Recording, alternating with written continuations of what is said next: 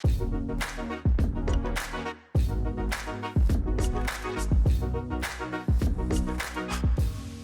I feel like the better question is, where wasn't it hard? Because most of it's hard.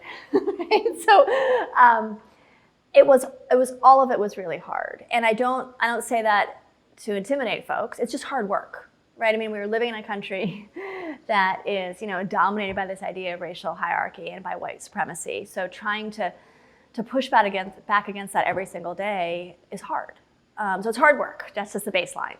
I will say, when I mentioned earlier in our conversation around how did people create time for this, and we were flexible and made choices to extend things and push things back. Those were hard choices, right? So it wasn't like an easy choice to make. Pushing back work planning 6 months had serious repercussions. So I can talk about it in retrospect kind of quickly and easily, but that was a really hard choice.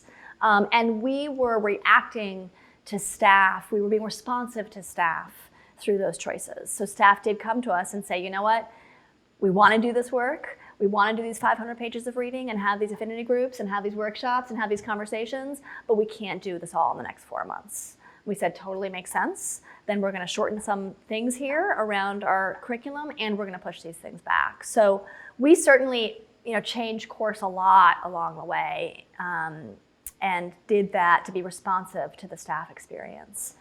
I think there's a bit of a notion, that you do this big investment and then you're done. And then you're like, cool, we've done that, and now we're an evolved organization.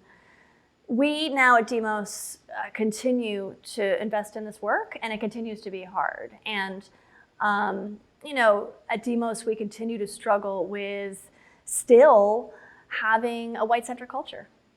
And that's very real and felt every day, and is very, very challenging for our staff of color.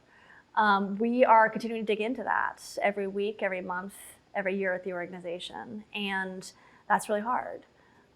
We still are trying to figure out, how to be as clear and transparent around the decisions we make as an organization and as inclusive as possible. We talk a lot about how clarity is an equity issue, and we aren't always that great at it. So we're still trying to figure that out, and how in this very dynamic world of ours, where things are moving so quickly and decisions have to be made so quickly, how do you do that in a way that's really, really inclusive?